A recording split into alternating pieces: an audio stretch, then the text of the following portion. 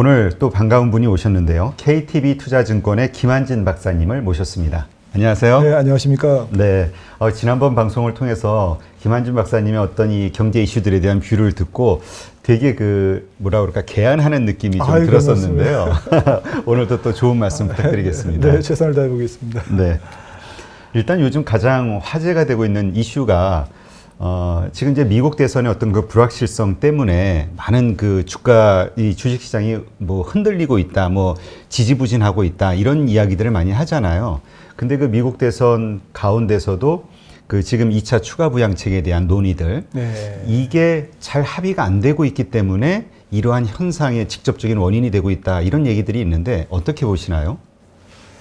네, 저는 뭐 중요하다면 중요한 문제지만 어차피 재정정책은 뭐 집행이 될 거다. 시기의 문제일 뿐이다라고 생각하고 있고요. 11월 3일이 선거니까 지금 정치적 어떤 이슈가 돼서 양당이 조금 밀당을 하고 있는 건데, 이거 자체가 뭐 그렇게 아주 심각한 문제는 아니다.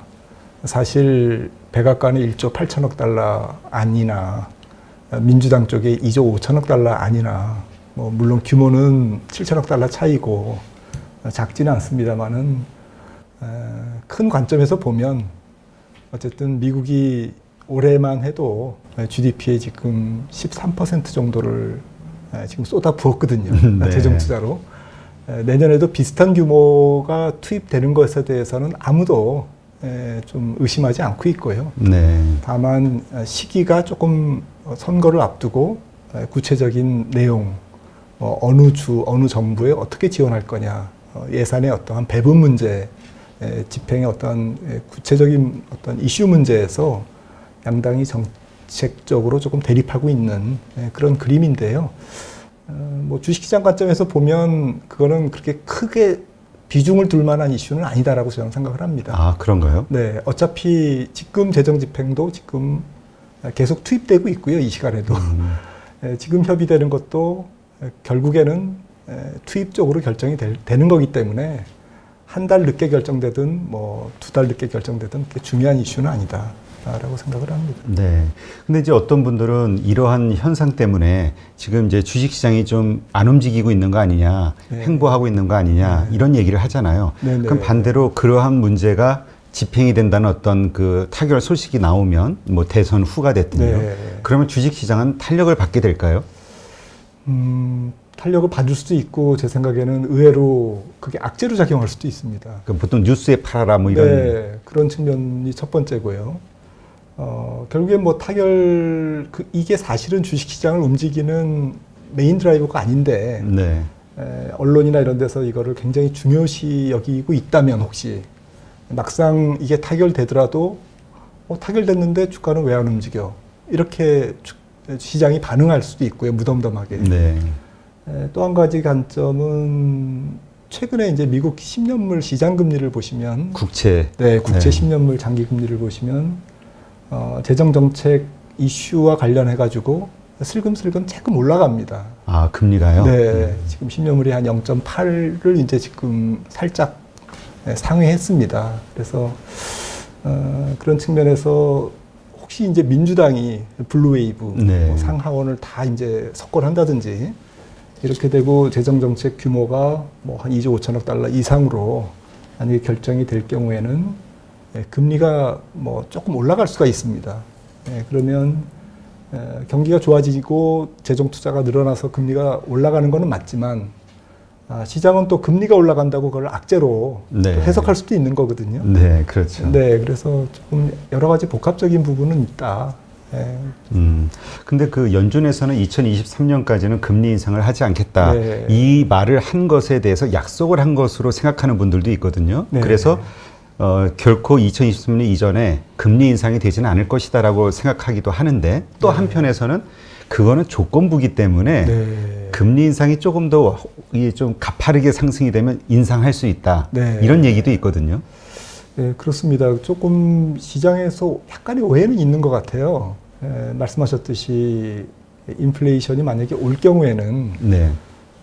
연준의 중앙은행의 근본적인 어떠한 정책은 사실 듀얼 맨데이트라고 뭐 인플레이션을 조금 잡아야 되고 네. 그래서 통화 가치를 안정시켜야 되고 또 경기를 조금 부드럽게 만들어야 되는 이제 두 가지 책무가 있지 않습니까? 네. 근데 이제 경기가 알아서 뭐 제대로 굴러가 가지고서는 너무 좋아진다. 이러면 이제 연준은 조금 일을 적게 해도 되는 거죠. 네. 조금 더 발을 뺄 필요가 있는 거고. 그러면 연준의 이제 뉘앙스가 조금 달라질 수도 있습니다. 혹시나 이제 저는 그렇게는 보지 않습니다만 내년에 혹시라도 이제 물가가 예상보다는 좀 가파르게 조금 온다든지 네. 인플레이션 압박이 내지는 경기가 너무 이제 잘 돌아가서 연준의 역할이 조금 줄어들어도 된다. 이런 컨센서스가 형성된다든지 이러면 연준은 조금 생각보다는 조금 앞당기겠다. 이걸 점도표라든지 이런 걸 통해서 통화정책회의에서 연준 위원들이 조금 시장에다가 소통을 할 수가 있는 거거든요. 네. 얼마든지 소통 불가한 게 아니기 때문에 어쨌든 소통하면서 하기 때문에 그 부분은 이제 천천히 생각해도 되는데요. 네. 또 한 가지 측면은 사실은 연준 입장에서는 지금 조금 머리가 아픈 부분이 있습니다. 정책의 어떠한 초점을 반드시 지금 부양적인 어떤 스탠스를 계속 유지함으로써 생기는 부작용, 네. 이 부분을 계속 무시하고 갈 거냐, 이런 부분에 대한 한켠에서는 조금 논의가 있을 겁니다, 분명히. 그래서 이런 부분들을 좀 종합적으로 생각해 볼 필요는 있죠. 네. 근데 이제 지난번 그 FOMC 이후에도 그렇고 뭐 기회 될 때마다 그 연준 파월 의장은 이제는 재정 정책을 펼쳐야 될 것이다. 뭐 필요가 있다. 급하다. 뭐 이런 식의 얘기를 자주 하잖아요. 이제 그러한 어떤 액션을 보고 어떤 분들은 연준이 더 이상은 어떤 그 뭐라 그럴까 시장을 그 도와줄 수 있는 힘이 없는 거 아니냐. 그래서 좀 불안하다. 이런 얘기 하시는 분도 있거든요. 이런 생각을 갖는 거는 맞는 건가요? 네. 어쨌든 지금 통화정책이 할 수 있는 것보다는 재정이 조금 나서서 일을 더 많이 해야 된다라는 게 많은 경제학자들의 뭐 중론인 것 같고요. 지금 올해만 그 차트를 한번 보시면은 주요 네. 재정 투자 규모, 국민 총생산 대비 비중인데요. 네. 각국의 경제 규모 대비 몇 퍼센트를 투자했나. 미국이 뭐 단연 1위지 않습니까? 아, 그러네요. 예. 그리고 이제 뭐 일본, 독일 순인데 한국도 3.1%니까 작지는 않습니다. 네. 예. 그리고 여기 순위권 밖에 있는 국가들이 뭐 즐비하죠, 사실은. 그게 이제 보통 신흥국이라고 우리가 네. 봐야 될까요? 예, 이머징들은 뭐 또 재정이 이미 조금 고갈되어 있는 나라들도 많고요. 네. 아무튼 미국은 기축통화국이기 때문에 결국 정부가 조금 빚을 내서 네. 재정 부담을 지고 이런 저금리 기조에서 조금 채권을 조금 더 발행해서 발행 비용이 낮기 때문에 현재 네. 물론 이제 앞으로 금리가 올라가면 그게 이제 조금 부메랑이 돼서 부담으로 올 수는 있습니다만은 현재로서는 일단 재정이 조금 해야 될 일이 조금 더 많다. 특히 미국의 SOC라든지 이런 부분도 지금 굉장히 노후돼 있고 네.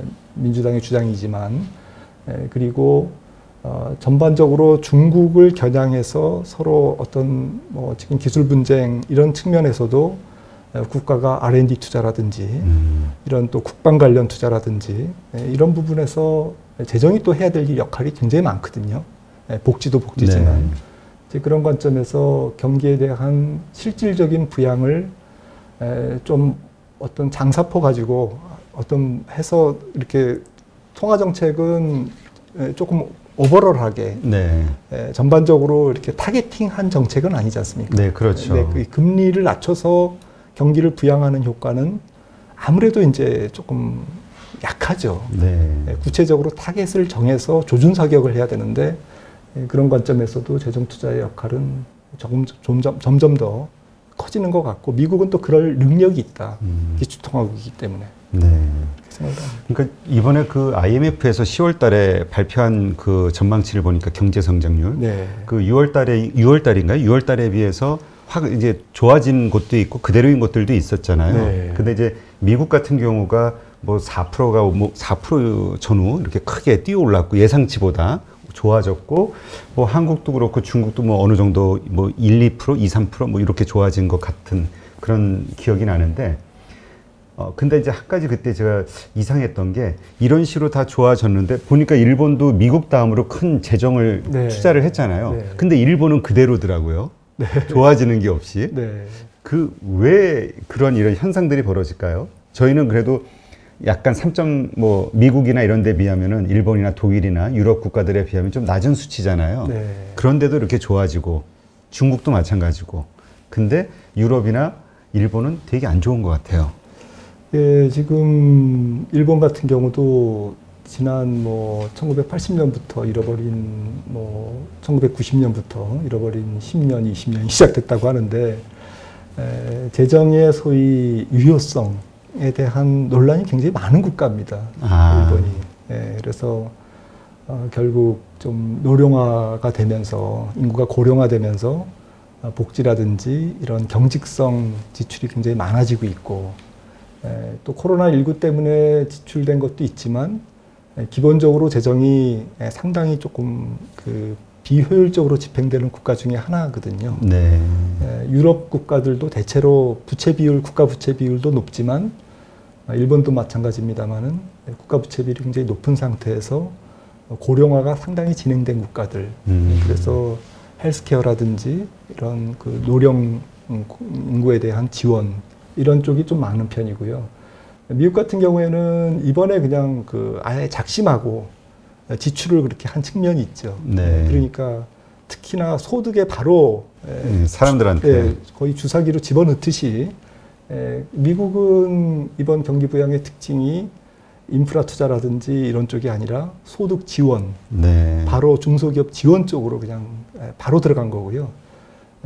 반면에 이제 다른 나라들은 조금 다른 쪽에 어떤 지출이 많고, 특히 중국 같은 경우는 소득 지원보다는 인프라 투자 이런 쪽에 지원을 하다 보니까 최근 경제 지표를 조금 최근에 보니까 미국 같은 경우에는 소비가 그냥 아주 그냥 확 살아나요? 확실하게 올라갔고요.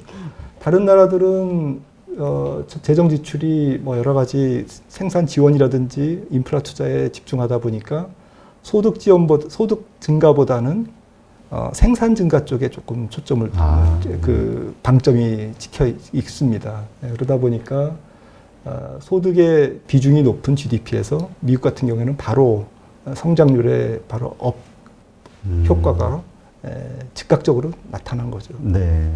그러면 지금 이렇게 모든 유럽 국가들도 그렇고 이렇게 돈을 쓴 어떤 규모나 그 형태를 봤을 때 그 국민들에게 직접 소득을 지원해준 미국의 성과가 가장 좋았다는 데이터가 나온 거잖아요.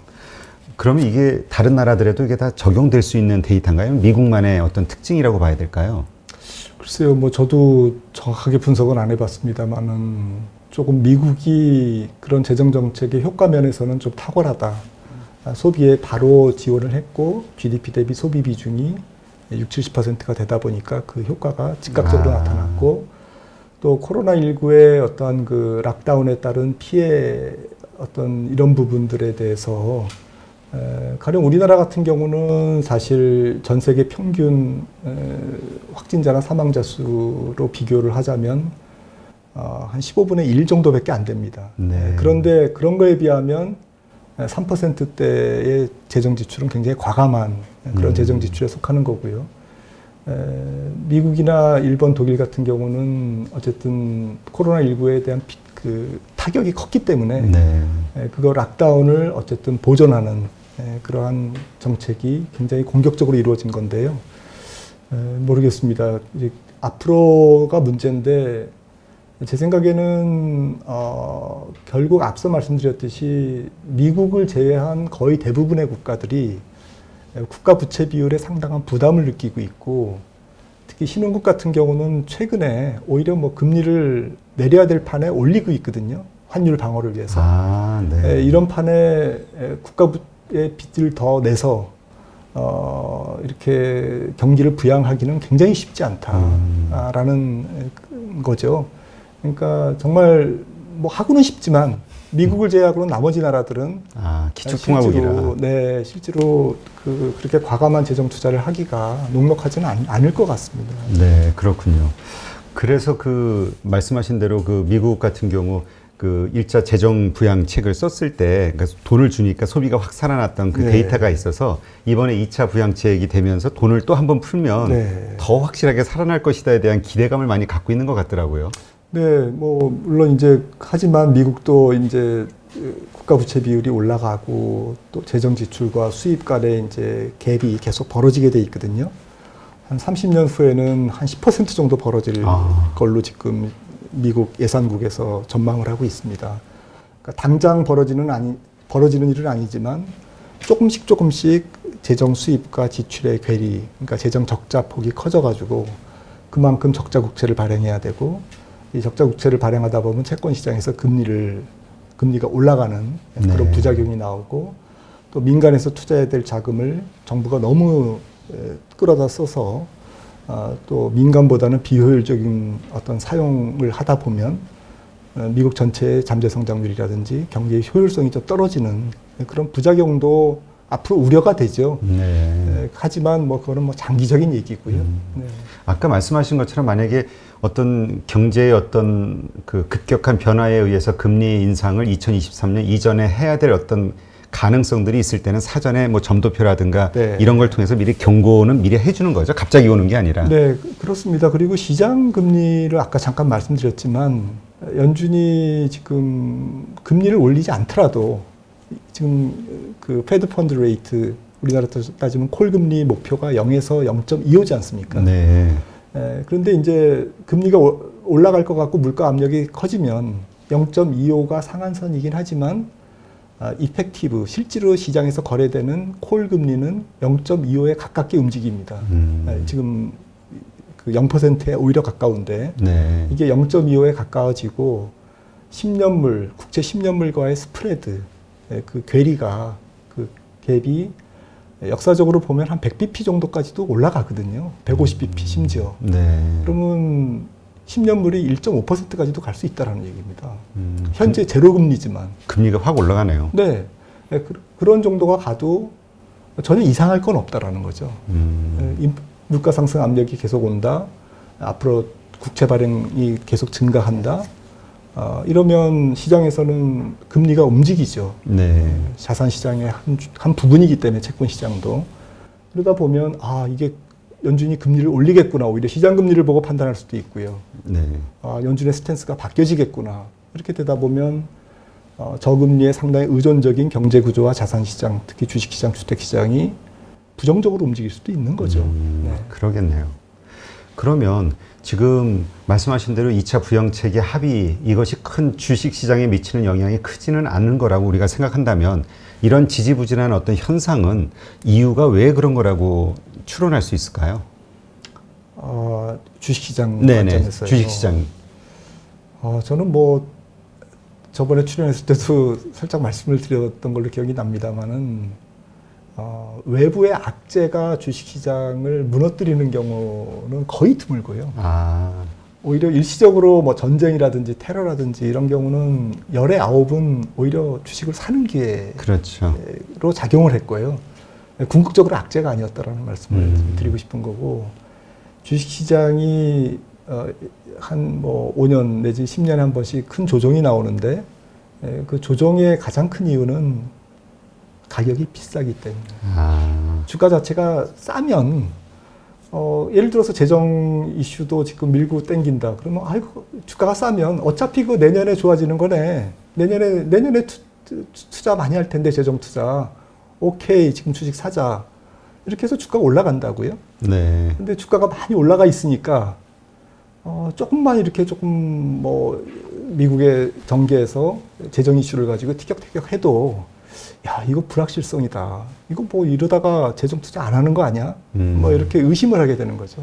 이런 부분들이 저는 다 주가가 많이 올랐기 때문에 재발이 저려서 지금 생기는 이슈다 이렇게 생각을 합니다. 그렇군요. 네. 그 말씀을 들어보니까 사실 그 미국의 주가가 아주 급격하게 오르는 그 상황을 보면은 그 코로나가 심각하게 막 확산되면서 희생자 막 전례 없이 막 늘어나고 그럼에도 불구하고 악재가 막 터지는데도 주가는 계속 올랐잖아요. 그렇습니다. 그러면서 이유를 유동성에서 찾았고요. 네, 맞습니다. 그러니까 어떤 이유 때문에 지금의 어떤 시장의 모습이 보이는 게 아니라 말씀하신 그러한 그 밸류의 문제 때문에 네. 그런 것들을 탓을 삼아서 조정을 보이는 그렇게 이해를 해야 될까요? 맞습니다. 말씀해 주셨지만 사실 3월 말부터 지금까지 6개월 이상 주가가 굉장히 강하게 상승한 이유는 3월 28일 날 연준이 무제한 양적 완화를 선언했고요. 네. 4월 첫째 주에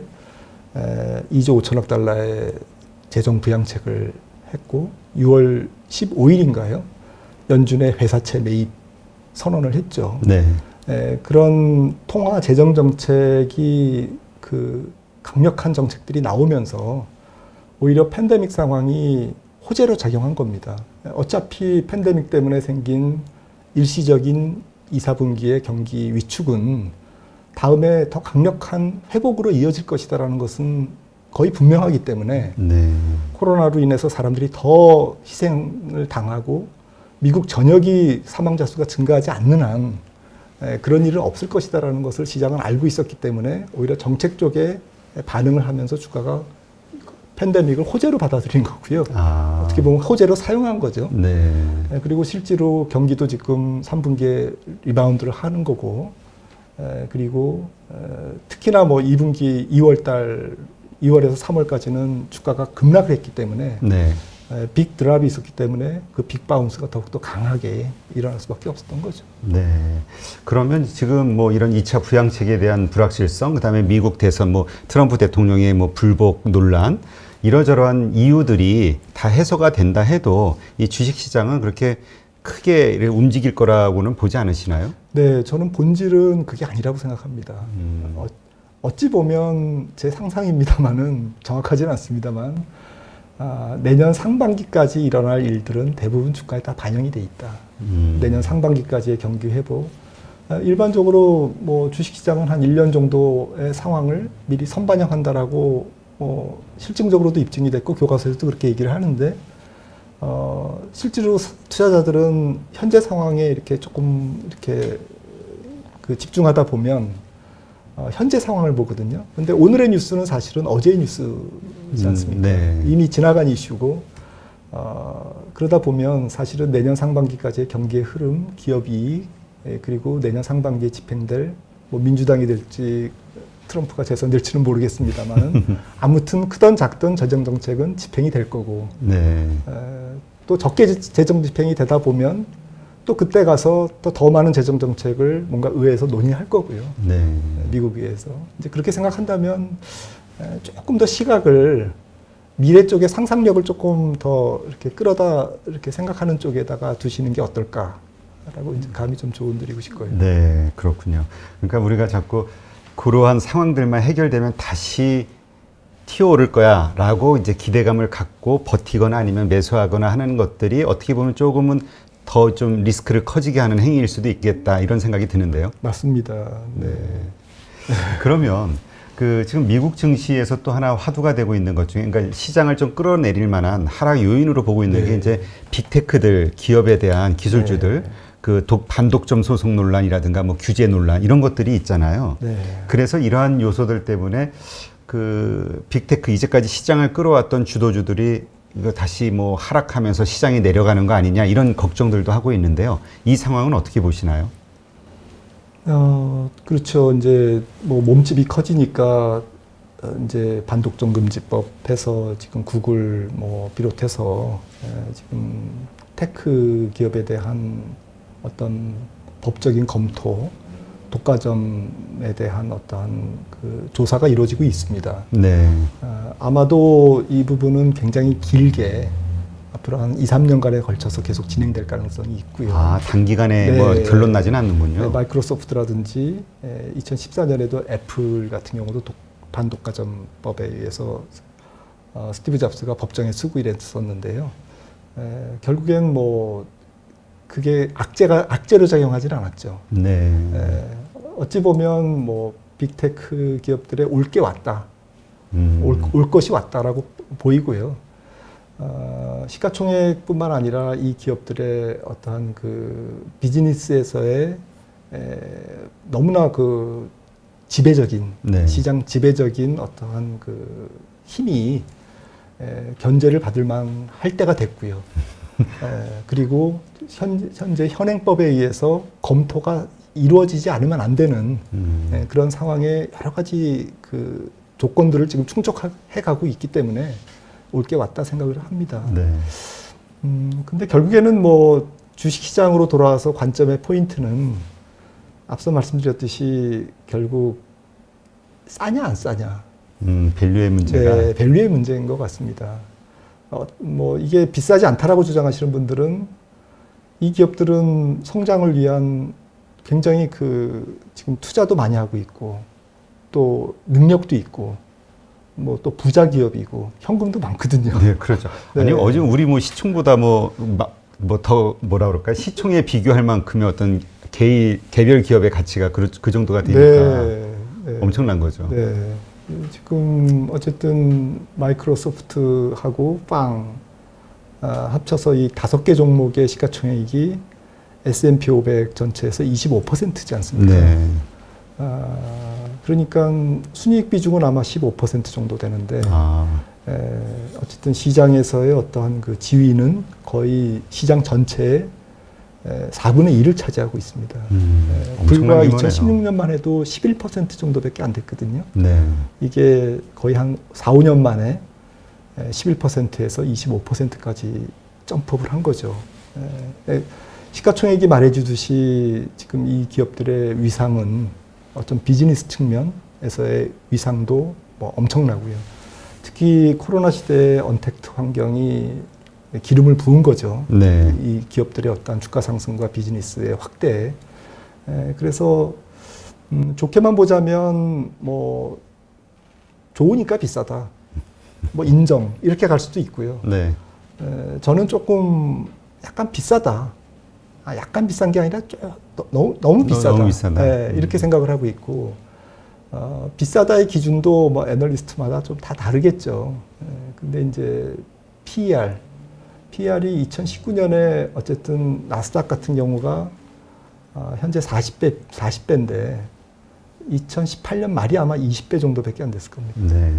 그러니까 한 1년 만에 1년 반 만에 PER이 2배로 점프했다라는 거죠. 기술주 중심의 나스닥의 네. 전체 PER이. 그리고 그 PER의 상승을 주로 이들 기업들이 주도를 한 건데요. 퍼가 상승했다는 얘기는 이익의 증가 속도보다는 주가가 매우 빠르게 움직였다. 네. 2배로 빠르게 움직였다라고 보는 거니까 그거는 이제 미래 이익을 땡겨서 어차피 좋아질 기업이니까 내가 먼저 사. 이러면서 이제 1년 반 동안 특히나 PER 상승을 통해서 주가가 올라간 건데 만약에 여러 가지 이제 반독점 규제법도 생기고 또 여러 가지 또 그동안 어떤 이익이 증가한 속도보다는 이런저런 요인 때문에 증가는 하지만 시속 100km로 달리다가 이제 이들 기업들이 후진하는 건 아니지만 네. 시속 50km로 달린다. 시속 50km도 매우 훌륭한 건데 사람들의 눈높이는 시속 100km로 계속 달릴 거야 라고 생각하고 미래 이익을 땡겨서 PER 상승으로 주가 상승을 이뤄놨는데 만약에 절반 정도의 속도밖에 개선이 안 된다면 실망을 한다라는 거죠. 네. 이제 그럴 가능성이 있기 때문에 현재 PER이라든지 PBR, PSR 이런 수준으로 봤을 때는 지금 최근 1년하고 1년 반 사이에 너무 가파르게 올랐다. 좀 기술적인 피로도 또 펀더멘탈 피로도가 많이 쌓여 있다라고 생각을 합니다. 네. 그러면 향후에는 이러한 것이 횡보를 계속 가는 방향으로 갈까요? 아니면 좀 하락 반전이 그러니까 이러한 상태 밸류의 문제라면은 일반적으로 과거에는 어떤 형태를 취했었나요? 그 쏠림의 정도에 따라서 조금 다르더라고요. 근데 이제 80년에 에너지주 쪽에 굉장히 쏠림이 있었습니다. 네. 1, 2차 오일 쇼크를 지나면서. 그리고 또 뭐 고전에 뭐 니프티 피프티 시대도 있었고요. 네. 50개 종목만 막 올라갈 때도 있었고 미국에서. 그리고 닷컴 버블, IT 쪽에 쏠렸던 거. 뭐 이런 것들을 해보니까 대체로 주도주가 상위 한 10개 내지 5개 종목의 어떤 시장의 핵심 주도주가 너무 이제 쏠림이 커지면 대략 시가총액 전체에서 20%를 넘어가면 조정이 좀 오더라고요. 네. 그리고 그 조정은 보통 2단계로 이렇게 조정이 일어납니다. 뭐 크게 보면 한 3단계. 네. 첫 단계는 조금 이 주도주들이 한 10% 정도 조정을 보입니다. 네. 그리고 다시 한번 트라이를 하지만 전고점을 돌파하려고 다시 시도를 하지만 또 부딪히고 그렇게 해서 일종의 매물벽을 쌓는다든지 뭐 이렇게 조금 주가가 어쨌든 이 천장에 부딪혀서 시원스럽게 뚫고 올라가지 못하는 현상이 일어나면서 이 주도주들이 고점 대비 한 10% 정도 조정을 보이는 사이에 주도주는 어차피 또 갈 거야. 그 사이에 좀 덜 올랐던 걸 조금 매매하자. 그래서 이제 순환매가 돕니다. 가치주라든지 배당주라든지 뭐 에너지주라든지 산업재라든지 소비재라든지 이렇게 금융주라든지 돌고 지금이 그런 1단계 만약에 이제 이게 조정 국면이다라고 생각하면 조정이 1단계 국면의 전형적인 모습이고요. 2단계는 조금 더 이제 본격적으로 조정을 보입니다. 아, 더 큰 폭의 하락이 있다. 큰 폭의 하락을 보이는데 이때는 사실은 그 이익이 증가를 안 하는 경우에 더 큰 폭의 주가 하락을 보이는 게 당연하겠죠. 근데 앞서 PR, PSR, PBR 이런 멀티플 주가를 어떤 그 펀더멘탈로 나눈 이 멀티플이 올라가면서 굉장히 가파르게 올라가면서 주가가 올랐다고 말씀을 드렸는데요. 만약에 이 분모가 되는 EPS라든지 주당 매출액이라든지 주당 순자산이라든지 이런 것들이 증가가 안 되고 오히려 거꾸로 가면 아니면 정체되면 반대로 주가가 이 펀더멘탈보다 훨씬 더 많이 빠집니다. 그러니까 주가는 항상 리레이팅만 있는 건 아니거든요. PR이 올라가는 것만 있는 게 아니라 PR이 떨어지는 경우도 있는데 이익이 예를 들어서 감소하면서 PR이 떨어지면 주가는 훨씬 더 큰 폭으로 떨어지는 거죠. 그게 이제 전형적으로 조정 장세의 어떠한 그 본론이 됩니다. 본류가 되는 거고요. 특히나 지금 뭐 알고리즘 매매라든지 뭐 종목의 선물 매매라든지 아니면 섹터 ETF의 인버스 투자라든지 이런 쪽에 지금 상황이 발달돼 있기 때문에 시장이 또 주가가 빠지면 돈을 버는 뭐 공매도라든지 이런 것들이 있기 때문에 시장은 뭐 한 20% 빠지면 되는데 한 15% 빠지면 될 걸 또 훨씬 더 펀더멘탈보다 더 빠지는 거죠. 과도한 매도가 일어나고요. 그리고 이제 세 번째 단계는 바닥을 기는 거죠. 시간 조정을 합니다. 기간 조정을. 그래서 이제 바닥 다지기가 일어나는 거죠. 만약에 지금이 하강 조정에 맞다면 지금 1단계 정도이기 때문에 2단계는 되게 이제 자비가 없고 급격하고 좀 거칠게 빠지는 이제 그런 과정이기 때문에 정말 이 2단계 조정이 올지 안 올지 이 시장 주도주 역할을 했던 이거 메가테크 종목들의 조정이 올지 안 올지에 대해서 더 깊은 고민이 필요한 시점인 것 같습니다.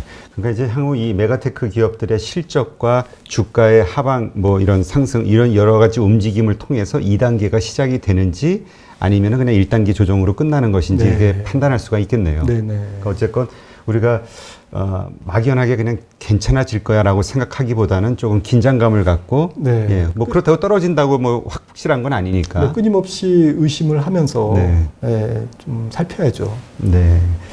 아주 좋은 말씀이네요. 알겠습니다. 그럼 이번엔 중국 경제에 대해서 좀 질문을 드리면은요. 이번에 2분기에 이어서 3분기도 플러스 성장률이 상당히 높이 이렇게 튀어 올라왔더라고요. 그래서 뭐 진짜 미국과의 그 경제적 격차가 점점 좁혀지는 거 아니냐, 뭐 이런 그 신문 기사들도 많이 나오고 있고요. 어떻게 보시나요? 뭐 지금 특히 3분기 지표는 상당히 조금 이렇게 해석을 주의 깊게 할 필요가 있습니다. 2분기가 워낙 망가졌기 때문에 3분기에 튀어 올라오는 거는 당연한 거고요. 그건 전분기 대비 성장률인가요? 아니, 중국은 이제 전년 동분기 대비기를 합니다. 그런데 이제 부양책도 썼고 여러 가지 뭐 지금 정책적 효과가 같이 한꺼번에 일어나면서 전년 동월 대비로도 증가율이 4.9% 이렇게 나왔죠. 낮은 수치는 아니고요. 물론 이제 예상치보다는 살짝 못 미치긴 하지만 뭐 5% 정도면 굉장히 뭐 만족할 만한 성과다라고 이제 평가하고 있고요. 근데 이제 그 왜 이 말씀을 드리냐면은 이제 전 세계 경제 지표가 지금 2분기에 다 이제 망가졌습니다. 중국 네. 같은 경우 1분기에 특히 망가졌고. 아, 그렇죠. 거기는 코로나가 네. 제일 먼저 시작됐으니까. 네. 그리고 2분기부터는 이제 조금 살아나기 시작했는데 아무튼 이거는 정상화지 확장은 아니다라는 거죠. 아, 네. 그러니까 회복을 위한 리커버를 위한 다리를 놓는 단계가 지금 2분기, 3분기, 4분기 전 세계 경제다 이렇게 봐야 되고 중국도 예외가 아니다라는 거죠. 네. 지금 상반기 경제가 완전히 무너져가지고 하반기에 이제 그걸 끌고 정상화시키는 과정 중에 있는데 그 하반기에 첫 분기인 3분기 GDP가 그래도 괜찮게 나왔다. 특히 중국은 산업 생산이 좋게 나왔습니다. 아, 네. 산업 생산이 좋게 나온 이유는 이번 경기 부양책을 GDP 한 4% 정도를 재정을 쏟아부었는데 생산 활동의 증가 쪽에다가 초점을 뒀거든요. 왜냐하면 미국은 소비 쪽에다가 재정을 투입했기 때문에 세계 수요의 어떤 중심인 미국이 소비를 땡겨주면 중국은 생산을 해서 빨리 이제 기업들이 현금을 벌어들여야 되기 때문에 수출 활동을 통해서 또 지금 중국이 하고 있는 건 인프라 투자 이런 쪽에다 굉장히 조금 공을 들이고 있거든요. 네. 그래서 주요국의 산업 생산 추이를 한번 보시면은 여기 중국은 빠져 있습니다만은 각국이 지금 요 과정에 와 있습니다. 지금 3분기가 이런 과정이고요. 아, 이제 올라와서 네. 이제 반등한. 네. 근데 이렇게 반등해가지고 이게 이제 빨간색이 미국인데요. 네. 이 각도로 이렇게 개선되는 게 아니고요. 아. 여기서부터는 이제 산업 생산이 2019년 12월 코로나19 이전을 100으로 본 건데요. 이렇게 이제 완만하게 올라갈 가능성이 높습니다. 네. 그리고 중국은 여기에는 안 그려져 있습니다만은 이미 코로나19 이전 수준까지 회복을 했습니다. 아, 그런가요? 네, 중국은 이제 회복을 해서 이게 일시적이냐 아니냐 논란의 여지는 아직 있습니다만은 네. 아무튼 현재 팩트는 회복을 했고요. 근데 중국이 좀 고민이 많을 겁니다. 뭐 가장 큰 고민은 코로나19 이전부터 가지고 있었던 좀 지병이 있거든요. 아, 그게 어떤 거죠? 부채죠. 아, 그 기업 부채. 네, 기업 부채가 지금 1월부터 7월까지 올해 네. 물론 이제 상반기에 경제가 올스톱했기 때문에 특히 1분기에 기업 부도율이 거의 35% 정도 증가했어요. 아, 엄청나게 증가했네요. 네, 엄청나게 증가해가지고 부도율이 진짜 많이 올라갔습니다. 네. 그리고 글로벌 신용평가사로부터 이제 다운그레이드 당한 기업들도 많고 특히 이제 지방정부 부채가 지금 상당히 문제인데 실물 경제가 안 좋고 네. 코로나19로 경제가 락다운이 되다 보니까 멈춰 쓰다 보니까 지방정부의 부채 이슈가 또 다시 스멀스멀 일어나고 있거든요. 네. 그래서 과연 이런 빚을 제대로 갚으면서 파열음을 안 내면서 스무스하게 경기 회복을 이어갈 수 있을지 지금 계속 좀 지켜봐야 되는 그런 상황입니다. 네. 근데 또 그렇게 얘기하시는 분도 있더라고요. 이제 기업 부채는 이제 대부분 이제 국유 기업의 부채가 이제 심각한 거라고 하고 그런 상황에서 또 지방 정부채라든가 네. 이러한 것들은 중국 정부가 감당해 나가면서 이렇게 정리해 나갈 수 있는 힘이 있다. 왜냐면 국가 부채가 40%인가 뭐 50%가 안 되는 상황이니까 네. 건전성이 있기 때문에 그런 얘기 하시는 분도 있던데요. 그렇죠. 주머니 돈이 쌈짓 돈이고 주머니 빚이 서로 뭐 왔다 갔다 하는 빚이니까. 근데 중국의 지방정부 부채하고 또 지방정부의 플랫폼 LGFB라는 게 있습니다. 아, 그게 뭔가요? 그러니까 지방정부가 어떤 별도 법인을 만들어가지고 이 별도 법인이 이제 그 진빚이죠. 거의 지방정부의 빚입니다. 네. 여러 가지 사업 활동을 펼치는 국영기업들이 안고 있는 빚. 그리고 말씀하셨던 중앙정부의 부채. 이걸 다 합치면 GDP 한 80%가 지금 넘거든요. 아, 확 올라가네요. 네.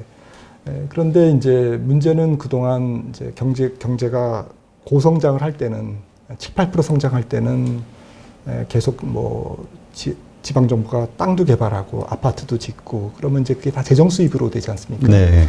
산업 단지도 개발하고 물론 이제 지금 그게 올스톱된 건 아닌데 진행은 되고 있는데 아무래도 지금 전체적인 어마운트가 줄지요. 네.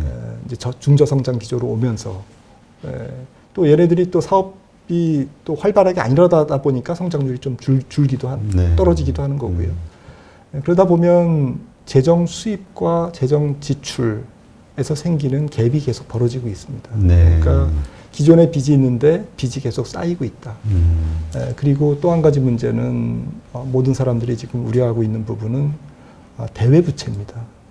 대외부채라는 건 어떤? 네, 기업들이 갖고 있는 대외부채인데 그 기업들 중에는 국영기업의 부채도 있거든요. 네. 그래서 작은 국영기업이나 민간기업은 정부가 뭐 보존을 안 해주지만 국영기업 같은 지방정부 공공기업 같은 경우에는 또 정부가 나서야 되거든요. 네. 일자리라든지 또 생산활동에 문제가 생기기 때문에 그래서 해외에서 어쨌든 채권을 발행한 혹은 해외 금융기관으로부터 빌린 이런 빚들이 지금 올해와 내년은 특히 2021년, 22년에 만기가 굉장히 많이 도래합니다.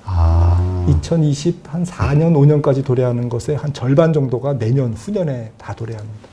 이걸 연장시켜야 되거든요. 네, 그러겠네요. 다행히 글로벌 금리가 낮기 때문에 또 유동성도 풍부하기 때문에 일부 기업들은 뭐 롤오버 하는데 문제가 없겠습니다만은 또 일부 지금 지표들을 보니까 적격 투자 등급의 기업들하고 글로벌 기업들 중에서 네. 해외 빚을 지고 있는 부적격 투자 등급, 소위 하이힐드, 네. 트리플 B 이하의 이제 이런 기업들의 조달금리 코스트는 굉장히 천지차이입니다. 그래서 지금 경제도 양극화되어 있지만 신용시장도 양극화되어 있거든요. 어려운 기업들은 돈도 못 버는데 빚을 연장하기도 힘들어요. 이제 이런 상황인 거죠. 그거는 개인도 마찬가지지만 글로벌 기업들도 똑같은 상황이다라는 거죠. 근데 그런 기업들이 중국 기업들이 적지 않다는 거죠. 네. 우리가 지금 저금리 기조이기 때문에 기업들의 자금 조달 금리가 낮아서 문제 없을 것이다. 부채 문제들. 이자 나가는 게 적으니까 이렇게 단순 생각을 했는데 그건 기업 상황에 따라 완전히 다르군요. 완전히 다른 거죠. 미국도 지금 기업 부도율이 올라가고 있습니다. 네. 그다음에 신용카드 연체율도 올라가고 있고요. 그러니까 한계 기업, 한계 가게, 취약 가게, 자영업, 특히 음식료, 숙박, 여행 관련 기업들, 그리고 에너지 기업들 이런 쪽은 지금 상당히 상황이 어렵고요. 네. 소위 금리 스프레드, 적정 어떤 투자 적격 등급의 회사채에 비해서 상당히 높은 금리를 물고 자금을 땡겨와야 되는데 그것조차도 잘 원활하게 안 되고 있는 거거든요. 그래서 지난번에 셧다운 일어났을 때 연준이 다 사줄게 라고 하면서 특히 적격 투자 등급의 제일 마지막 단계에 있는 기업들이 트리플 B에서 밑에 투기 등급으로 떨어지는 것을 막겠다. 이제 그 이슈가 나온 거죠. 지금 많이 조금 안정은 돼 있습니다만 코로나19 이전보다는 네. 이런 그 투기 등급이나 혹은 트리플 B 적격 투자 등급에서 제일 아래에 있는 한계 기업들 그룹의 어떤 그 조달금리 코스트가 스프레드가 최고보다는 지금 4월 초에 최고로 올라갔을 때보다는 지금 많이 안정은 됐습니다만 코로나19 이전에 비하면 여전히 높은 상태예요. 그럼 그 한계 기업들 혹은 그 이익률이 적은 기업들 입장에서는 상당한 리스크 요인이 되겠네요. 그렇습니다. 금리 조달 금리가. 네, 중국 기업이나 중국의 지방 정부와 관련된 어떤 그 부채 이슈도 이런 상황에서 완전히 자유롭지 않다는 거죠. 그 문제는 꼭 중국만의 문제가 아니라 미국도 그렇고 한국도 그렇고 이게 모든 나라의 어려운 기업들의 맞습니다. 공통된 문제라고 봐야겠네요. 심지어는 국가도 지금 문제가 되고 있지 않습니까? 그렇죠. 네, 지금 터키, 브라질 뭐 이런 데들이 지금 CDS 프리미엄이 안 떨어지고 있고요. 네. 주가를 보시면 알겠지만 그런 약간 취약한 신흥국들, 그런 외환 부족 국가, 구조적으로 경제 문제가 있는 국가들은 지금 금리를 내려야 될 판에 오히려 올리고 있는 주가들도 지금 한 서너 개 나오고 있거든요. 하반기 들어서. 네. 상반기에는 거의 대부분의 신흥국들이 금리를 내렸습니다. 네. 근데 지금은 그렇지가 않은 게 상황이 녹록하지 않다.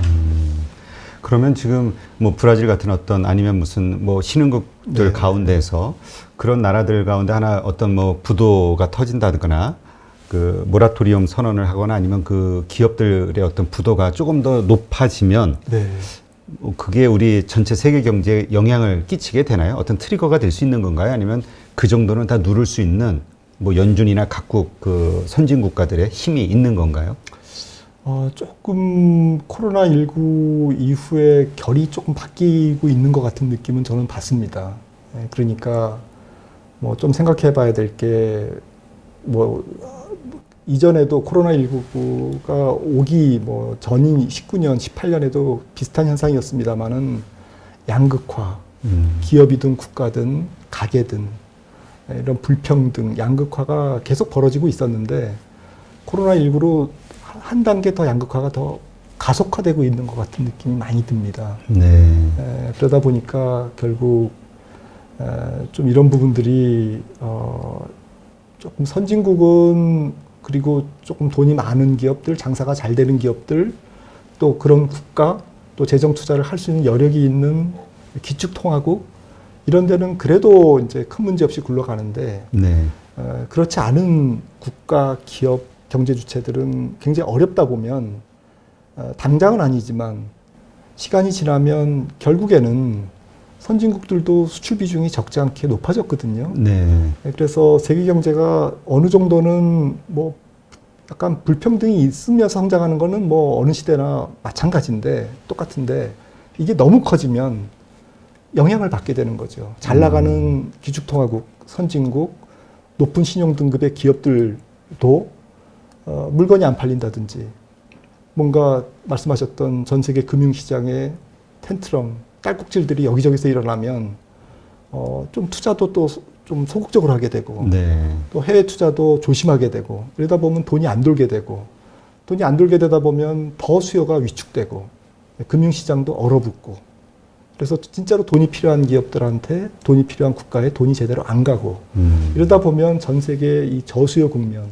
앞으로 한 2, 3년간은 원래 코로나19가 아니었다라면 겪지 않았어야 될 어떤 상황이 조금 더 심각하게 저수요 국면이 지속된다고 봐야 되는데 올해, 내년, 후년 정도까지 네.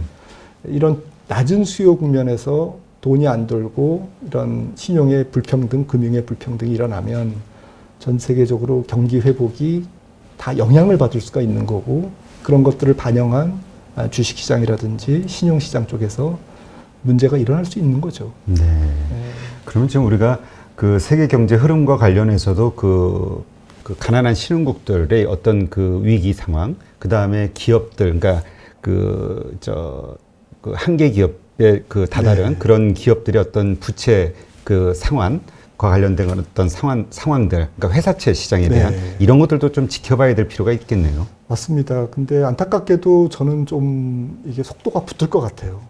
더 빠르게. 네, 더 빠르게 약간 그 양극화가 더 계속돼서. 양극화가. 네. 근데 문제는 그동안 이제 지난 10년간 금리가 계속 낮았기 때문에 좀비 기업들이 굉장히 많거든요. 네. 그러니까 이자 비용을 못 내는 영업 활동으로 그런 기업들이 중국에도 굉장히 많습니다.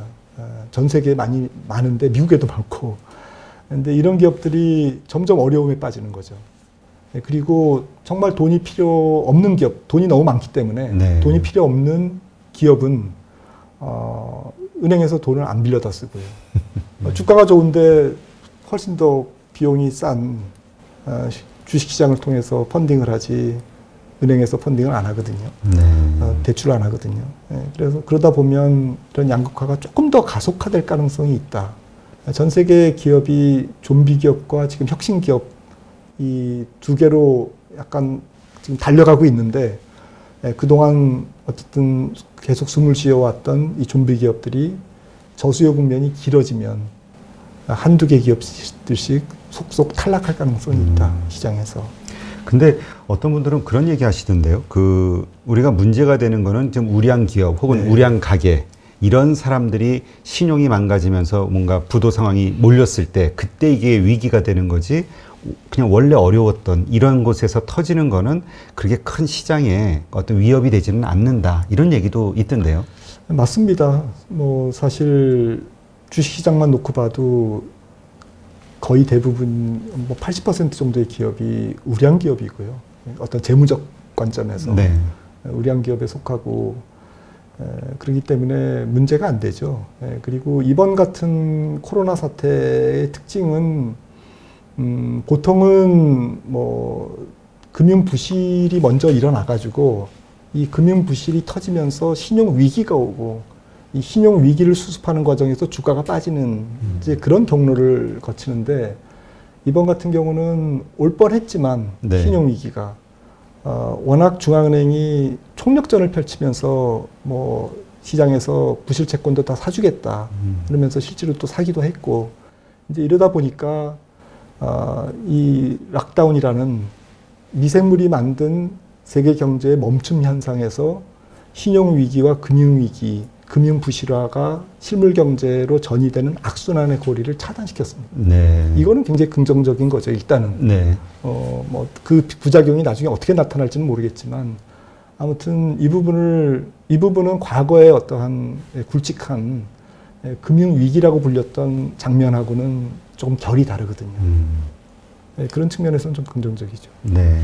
이런 상황에서 유럽 중국의 아무래도 그 뭐랄까 수출 비중이 높다 보니까 이 중국의 상황이 되게 이제 뭐라 그럴까요? 거기에 상황에 따라 또 우리의 경제 환경이 바뀌니까 관심을 가질 필요가 있는 것 같은데 유럽도 지금 코로나가 너무나 확산 속도가 빠르고 퍼지기 때문에 그 우려가 좀 큰 것 같더라고요. 이런 해외 시장들의 변수가 결국 수출로 먹고 사는 우리 한국의 큰 어려운 요소로 나오진 않을까요?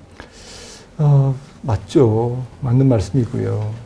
앞서 뭐 중국 말씀을 나눴지만 사실은 중국이 또 해외 시장 중에서는 가장 또 비중이 큰 게 유로존이지 않습니까? 네.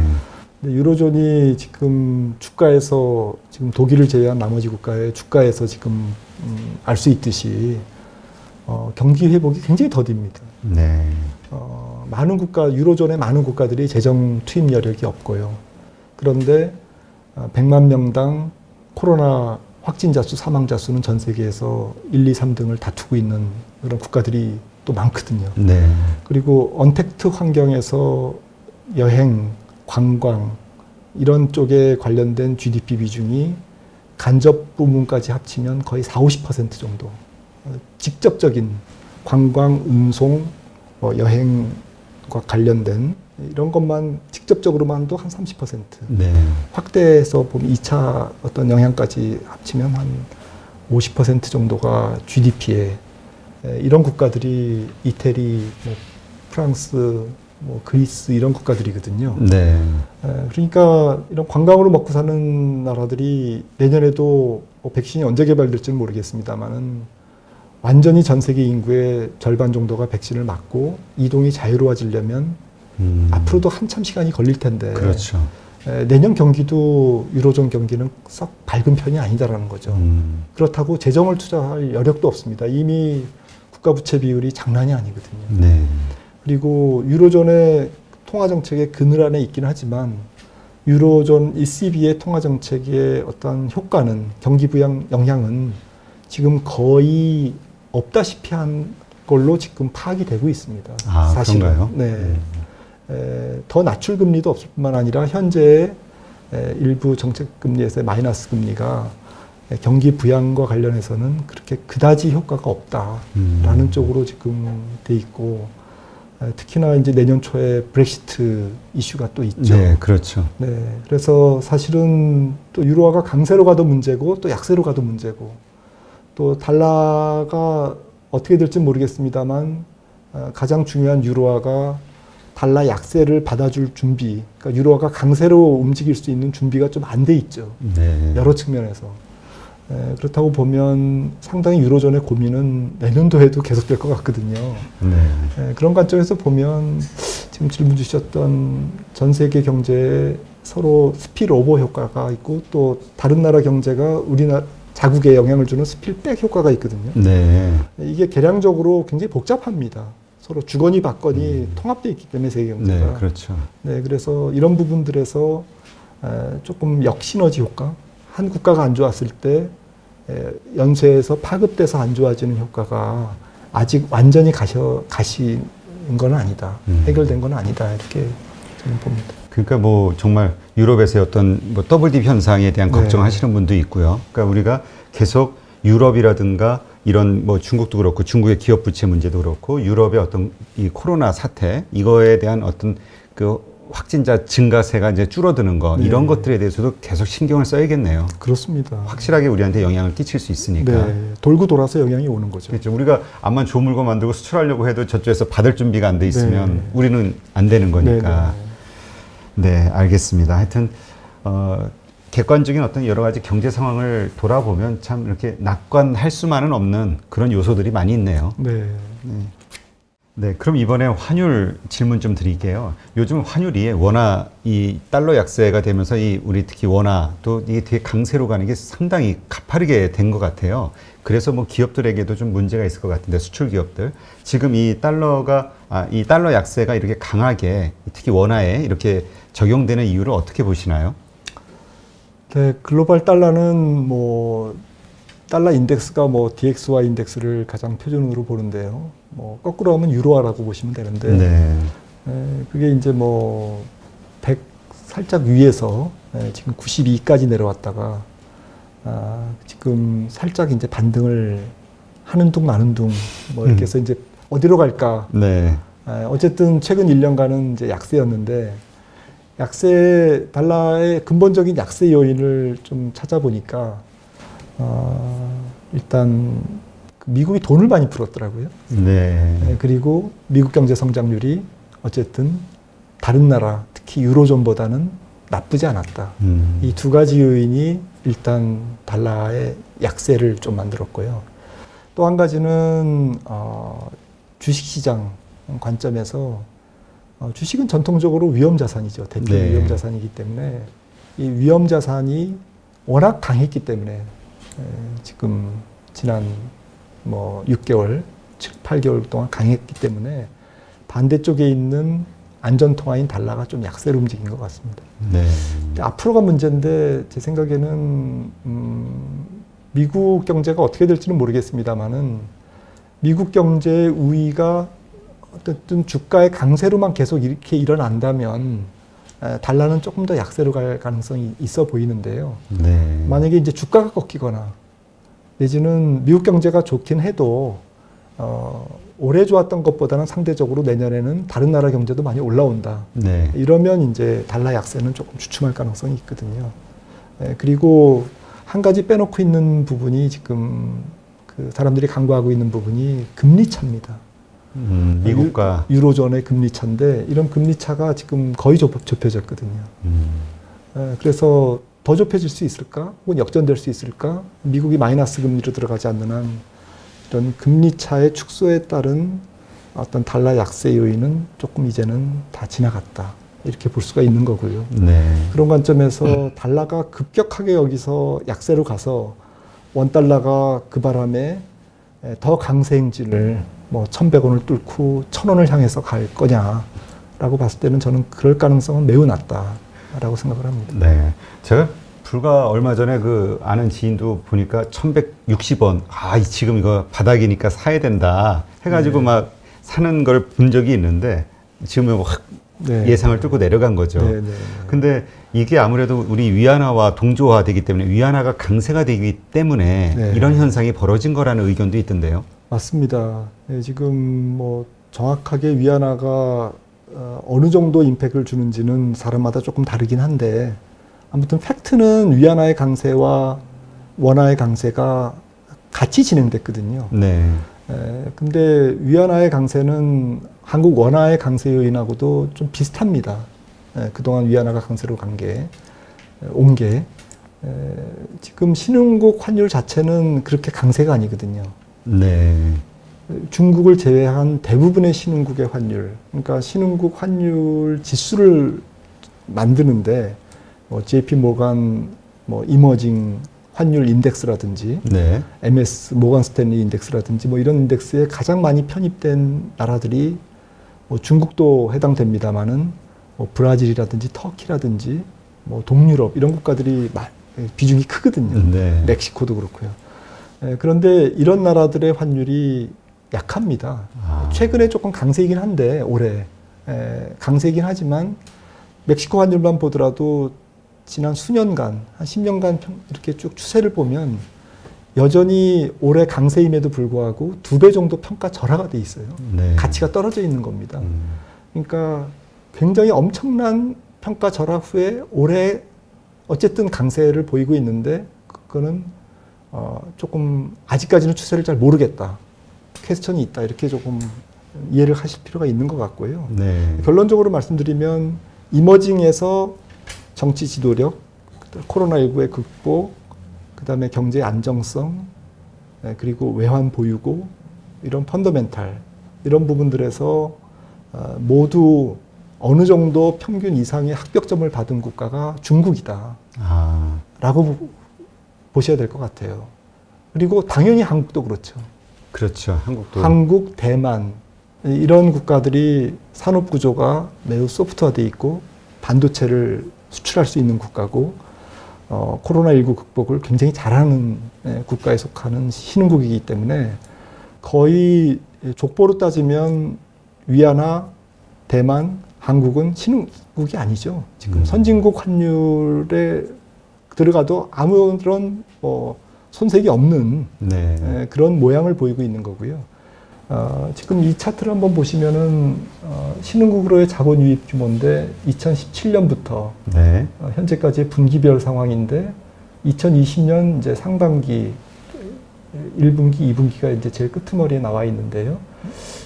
지금 2018년을 고점으로 해서 GDP 대비 신흥국의 GDP 대비 자본 유입 규모가 5.5%에서 쭉 하향 추세인 걸 확인하실 수가 있습니다. 네, 그러네요. 네, 그러니까 사실은 전체적으로는 신흥국 쪽으로는 돈이 안 가고 있다. 채권이든 주식이든 뭐 내지는 뭐 직접 투자든 그렇게 돈이 많이 움직이고 있지 않고 신흥국 통화를 강세로 만들 정도의 컨디션은 추세적으로 조금 부족하다. 오히려 환율 약세 요인으로 작용하고 있는데 상대적으로 요 회색선이 중국이거든요. 중국이 강해지네. 네, 지금 중국은 좀 이렇게 플랫하게 가다가 1분기 저점, 2분기에 확 증가하고 있는 걸 보실 수가 있습니다. 네. 신흥국 전체에서 오히려 유럽 신흥국은 돈이 빠져나갔고요.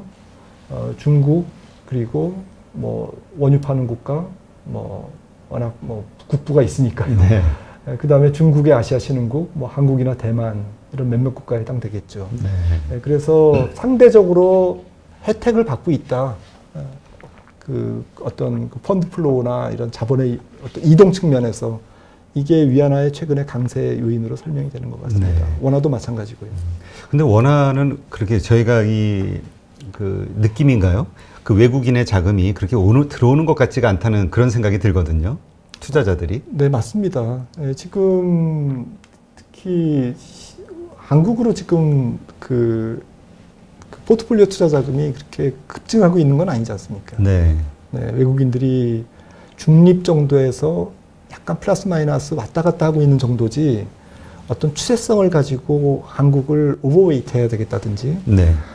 신흥국 중에서 다른 데를 팔고 뭐 전격적으로 한국을 선택한다든지 이런 모습은 아직 보여지지 않고 있거든요. 네.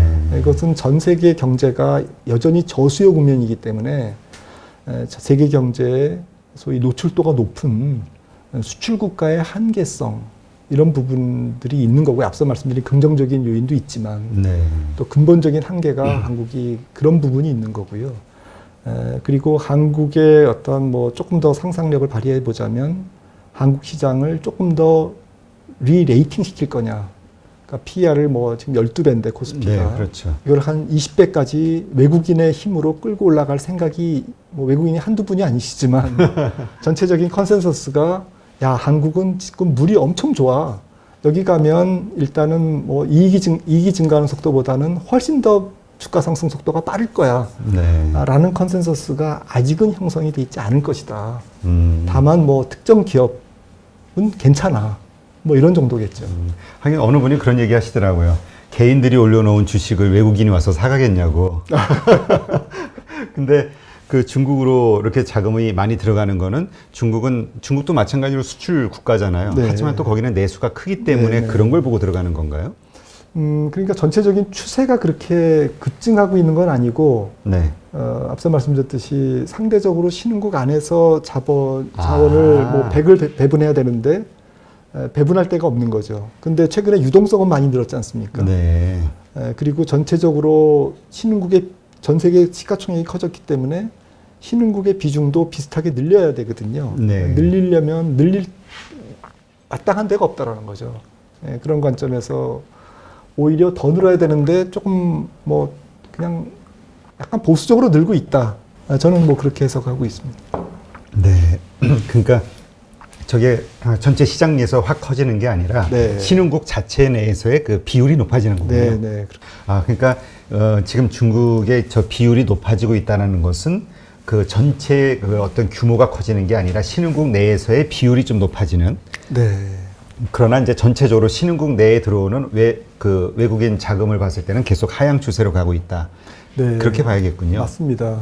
네. 사실 2018년부터 신흥국을 향한 자본의 유입 규모가 뭐 약간 들쭉날쭉은 하긴 합니다만은 약간 하향 추세를 보이고 있는 거는요. 세계 경제의 피크가 사실은 2018년 상반기였거든요. 네. 유로존 같은 경우는 2017년 말 정도에 이제 좀 분기 GDP가 꼭지를 찍었고, 미국은 2018년에 이제 분기 GDP가 피크아웃 한 상태이기 때문에 전 세계 교육 규모 같은 경우도 수출 수입 규모의 합계, 전 세계의 어떤 그 뭐 경기의 어떤 총 수요 이런 부분도 2018년부터는 약간 하향 추세였다라는 거죠.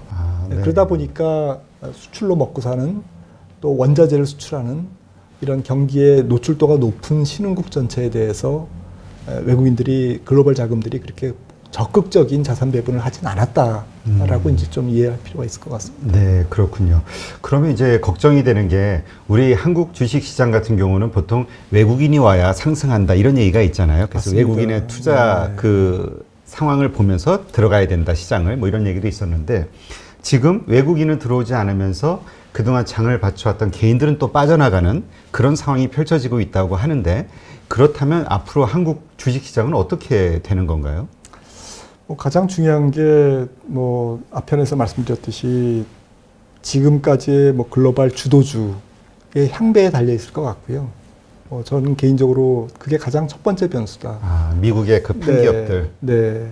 빵기업이 뭐 그 훌륭해서도 그렇지만 항상 주식시장의 논리는 주도주가 꺾이면 뭐 안타깝게도 우리나라도 주도주는 아니니까 코스피가 네, 전 세계. 그렇죠. 예. 주도주가 꺾이면 힘을 잃을 수밖에 없다.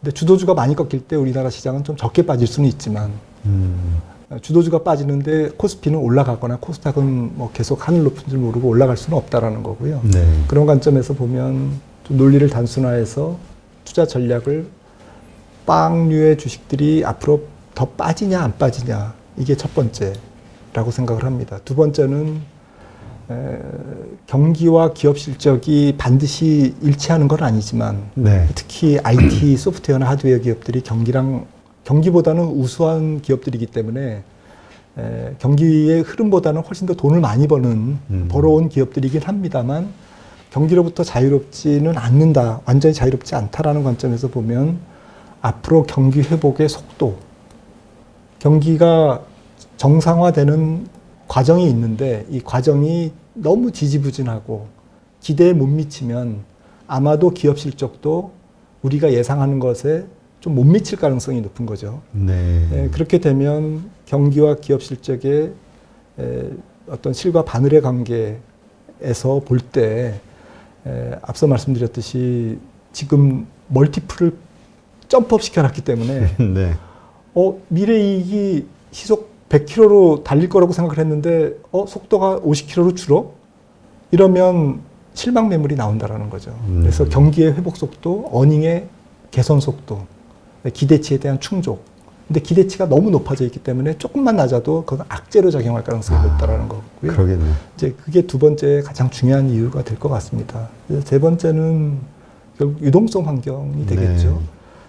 지금 뭐니 뭐니 해도 올해 주가가 올라간 거에 상당 부분은 유동성이 1등 공신이었는데 네.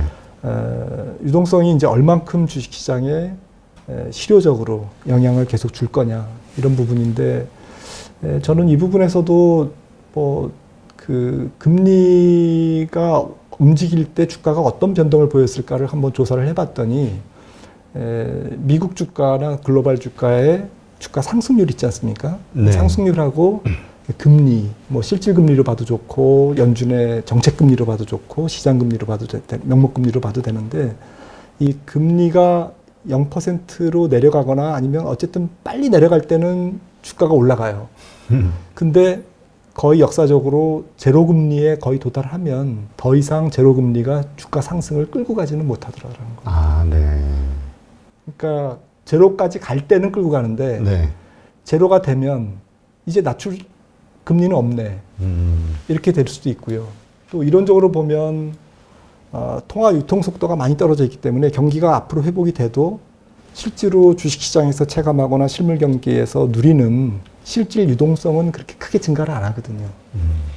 그래서 참고적으로 2008년보다 지금 GDP 대비 총통화의 배율이 많이 떨어져 있습니다. 3분의 1 이하로. 아, 상당하네요. 네. 그렇기 때문에 그 얘기는 앞으로 경기가 돌아서서 지금 보는 통화는 그러니까 연준의 돈은 3배를 찍었거든요. 네. 그 전에 비해서. 그렇죠. 그런데 M2 우리가 보는 실질 유동성은 거의 한 25% 정도밖에 증가를 안 합니다.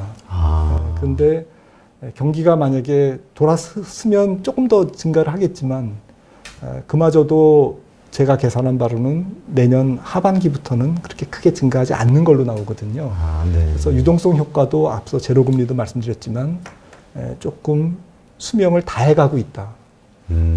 돈의 힘이 돈이 주식시장을 끌고 가는 힘이 없는 건 아닌데 그동안 워낙 강하게 끌고 갔던 것에 계속 연장선상으로 보면 조금 너무 지나친 기대일 수도 있다라고 네. 말씀드리고 싶습니다. 그러니까 일단 유동성 장세라는 말은 이제 좀 올드한 얘기가 돼가고 있는 거네요. 현재 상황이. 그러니까 이런 시장이 약한 모습을 보이는 거고. 네, 맞습니다. 그래서 이번에는 이제 실적이 바통을 받아야죠. 근데 그 실적에 대한 기대치가 네. 지난 분기보다는 훨씬 높아질 거기 때문에 과연 그걸 맞춰져 나갈 수 있을 것이냐. 이번 네, 분기도 그렇고 그렇습니다. 다음 분기도 그렇고. 네, 네. 네, 그게 이제 좀 이슈가 되겠네요. 그 지금 한국 시장을 좀 그 약하게 만드는 요소 중에 하나 또 3억 원 대주주 요건 완화, 이 문제도 있는데요. 이게 이제 단순하게는 처음에는 그렇게 좀 분노하다가 지금은 약간 또 다른 이야기들이 나오고 있더라고요. 시장이 너무 과열되는 거를 방지하기 위해서 하락을 대비해서 뭐 이런 뭐라 그러나 이런 좀 그 폭탄을 던진 것이다. 뭐 이런 우스갯소리도 있던데요. 네. 모르겠습니다. 결론이 어떻게 날지 모르겠습니다만은 약간 조세 문제이기 때문에 그런 관점에서 볼지 지금 말씀하셨던 시장의 논리 측면에서 볼지 이제 조금 시각은 앵글은 다를 것 같은데요. 결론이 어떻게 날지 모르겠습니다. 만약에 3억으로 결정이 된다면 10억에서 3억이 되는 거기 때문에 3.3배의 임팩트가 있을 거고요. 시장의 부정적인 영향. 부정적인 영향이 오긴 올 건가요? 네, 작년보다 한 3배 정도의 더 강한 강도로 올 가능성이 있고 특히 코스닥 거래대금이 개인이 한 70%, 60% 되기 때문에 훨씬 더 그 충격이 클 거고요. 네. 또 주가가 오른 기업들이 종목들이 많기 때문에 또 충격이 클 거고 이 삼중고가 한꺼번에 11월, 12월에 영향을 줄 가능성을 배제할 수 없죠. 네. 당연한 얘기 같고요. 근데 그럼에도 불구하고 지금 앞서 쭉 저희가 말씀을 토론했던 이런 부분들, 펀더멘탈이라든지 이런 부분들이 우려를 잠재해 오면 오히려 한쪽에서는 외국인이 됐든 또 다른 개인이 됐든 매수 기회로 삼지 않겠습니까? 네, 그렇죠. 생각보다는 많이 안 떨어질 거라고요. 저가 매수세는 기다리고 있으니까. 근데 만약에 그 너머에 비욘드 연말 내년에 모퉁이를 돌아가 보니 험한 펀더멘탈이 기다리고 있다. 이러면 이게 훨씬 더 위력적으로 부정적인 어떤 영향을 미치겠죠. 네, 그래서 또 내년 상반기, 내년 초에 펀더멘탈과 맞물려서 이 충격파가 좀 달라질 거는 같습니다. 네, 그렇군요. 그러니까 국내 상황도 보면은 녹록하지는 않네요. 네. 여러 가지 그 하락을 끌어당길 수 있는 그런 요소들이 있다는 그런 상황. 맞습니다. 그래서 투자자들 입장에서는 하여튼 계속 긴장할 수밖에 없겠는데요. 네, 대주주가세가 펀더멘탈에 영향을 주는 요소는 아니고 매우 기술적이고 단기적인 시즈널리티의 영향이지만에 불과하지만 그 자체만 놓고 볼 게 아니라 그 다음에 있을 펀더멘탈에 따라서 이 충격파가 또 다르게 반응을 할 수도 있다. 라는 쪽에서 말씀을 드렸습니다. 네, 그렇군요. 알겠습니다. 그럼 이제 마지막 질문 드리면 지금 SK 하이닉스가 또 인텔 낸드 사업을 이제 인수를 했잖아요. 어떻게 보면은 M&A를 한다는 거는 상당히 호재인 것 같은데 주가가 좀 빠지고요. 근데 또 이 말씀하면서 그 생각나는 게 우리 어닝 서프라이즈가 일어나면 삼성전자나 LG전자 있었잖아요. 그러면 미국 시장은 보통 확 폭등하는 걸로 이렇게 징조가 나타나는데 반응이 나타나는데 우리는 오히려 빠지거든요. 이런 현상들은 왜 일어나는 건가요? 항상 그렇게 반응하는 건 아닌 것 같고요. 네, 경우에 따라서 또 종목에 따라서 그 전에 주가가 미리 재료를 선반영했느냐, 조금 반영을 했지만 덜 반영했느냐, 이런 거에 따라서 좀 복합적으로 좀 다 케이스 바이 케이스가 되는 것 같습니다. 근데 어쨌든 어닝과 관련돼서 미국 시장은 조금 약간 심플하긴 한 것 같더라고요. 예를 들어서 실적이 나쁘면 그 CEO가 나와서 분기 실적 설명하면서 우리 진짜 힘들어요. 다음 분기에 정말 우리 기업 실적 망가질 것 같습니다. 이렇게 얘기하면 바로 그냥 시간에서 빠져가지고 한 30% 빠지고 그렇게 해서 딱 끝나는데 우리는 조금 미국보다는 조금 덜 솔직한 그런 부분도 있지 않나. 약간 문화가 어떤 열심히 할게요. 잘할 수 있어요. 다음엔. 지금은 조금 어렵지만 다음에 더 잘할 수 있습니다. 근데 조금 미국 같은 경우는 제가 워낙 기업들이 많아서 다 파악은 못했습니다. 언뜻 인상이 되게 나이브하게 솔직하게 그렇게 하다 보니까 실적에 대해서 조금 기계적으로 반응하는 속성이 있는 것 같기도 하더라고요. 그래서 잘 모르겠습니다. 그럼 지금 이번에 SK 하이닉스 인텔 낸드 사업 이거는 어때 시장은 지금 좀 부정적으로 보는 건가요? 그렇지는 않을 것 같습니다. 제 생각에는 제가 IT 조금 문외한이지만 그래도 상식적으로 생각할 때는 이 주가의 호재가 될 수 있는 충분한 M&A라고 저는 생각을 하고 있고요. 다만 이거는 조금 긴 이슈이기 때문에 결국 전 세계 반도체 시장에서의 낸드 시장에서의 SK 하이닉스의 위상, 어떤 독점력, 가격 결정력, 기술력 이런 부분에 대한 롱텀한 이슈이기 때문에 단지 최근에 어떤 단기 주가에 반드시 어떤 설명력을 제공하지는 못하는 거죠. 그렇게 조금 봐야 될 것 같습니다. 장기적으로는 저는 호재라고 생각을 합니다. 네, 그렇군요. 근데 하여튼 이런 시장의 전반적인 일들 일어나는 걸 보면서 다시 한국이 뭔가 그동안에 2,400, 500 우리 보통 박스피라고 자주 섞인 말을 많이 했잖아요. 이번에는 좀 돌파할 수 있지 않을까. 이게 불과 한 달 전 이런 분위기였는데 지금은 다시 역시 한국은 박스피야. 이런 얘기가 또 나오거든요. 지금 한국이 이런 어떤 박스권을 돌파하기에는 지금 힘이 어떤 요인이 그렇게 뚫고 나가는 거를 막는 그 요인이 되는 건가요? 가장 중요한 게 앞서도 말씀드렸듯이 조금 글로벌 미우나 고우나 조금 그 전체적인 장이 좀 살아줘야 되고요. 미국 시장. 미국 시장이라든지 특히 그동안 메가테크 기업들이라든지 이런 성장주의 그룹들이 어떤 시대적 정신을 갖고 있는 이런 기업들이 더 이렇게 좀 위로 뿜어줘야 한국 주가도 움직일 수 있는 힘을 더 동력을 받을 것 같고요. 또 같은 얘기가 되겠습니다만 한국 주가가 항상 상승할 때는 세계 경기가 좋을 때였거든요. 네. 세계 교역이 증가하고 우리나라 수출이 증가하고 또 수출과 관련된 마진율이 좋아지고 그리고 그래서 기업들의 EPS가 증가하고 자기자본 이익률이 증가할 때 PR이 올라가는 점프업하는 그런 성향이 있는데요. 지금 코로나 사태 이후에 1,400에서는 지금 주가가 70% 올랐고 2,000포인트를 기준으로만 봐도 지금 20%가 올랐지 않습니까? 네. 그러니까 어쨌든 투자자 입장에서는 뭐 굉장히 수익을 내신 분도 있고 안 내신 분도 있지만 팩트는 바닥에서 70% 상승. 2,000포인트를 기준으로 봐도 한국의 실력이 2,000포인트라고 보면 한국 기업의 실력이 네. 거기서도 지금 20%가 올라 있는 상태고 최근에 또 PR이 올랐습니다. 미국과 마찬가지로. 네. 어쨌든 미래 이익을 땡겨서 올라간 거죠. 근데 이익이 개선되는 것은 당연. 더 개선돼야 주가가 더 올라가는. 눈높이가 굉장히 높아져 있는 상태에서 이 눈높이를 과연 충족할 수 있을까라는 관점에서는 저는 2,400에서 조금 더 올라갈 수는 있을지 모르겠지만 2,600을 돌파하고 3,000을 가고 PR이 지금 코스피 12배에서 20배를 향해서 가고 주식시장의 시가총액 GDP 비율이 지금 100%인데 미국처럼 200%까지 올라가는 그러한 시기는 조금은 시간을 좀 두고 봐야 될 것 같다. 지금은 아니다. 아주 간단하게 말씀드리면 PR을 높게 줘도 되는 기업들이 시가총액 상위에 올라와 줘야 됩니다. 네. 그게 삼성전자가 됐든 네이버가 됐든 카카오가 됐든 PR을 높게 줘도 무방한 성장성이 당연히 있고 그런 정도의 기업 가치를 미래 가치를 쥐고 있는 그런 기업들이 시가총액 상위로 올라오면서 코스피가 끌고 올라가지는 거죠. 네.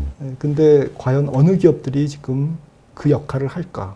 그러니까 새로운 어떤 주도주 형태로 확 네. 치고 강하게 올라가줘야 또 따라가는 네. 무리가 생기니까. 그런 기업들은 분명히 국내 기업도 있습니다만은 글로벌 전체 시장을 대상으로 해서 헤게모니를 쥘 수 있는 지금 반도체처럼 그런 기업들이 바이오가 됐든 뭐 어떤 게임이 됐든 그런 쪽에서 나와줘야 되는 거죠.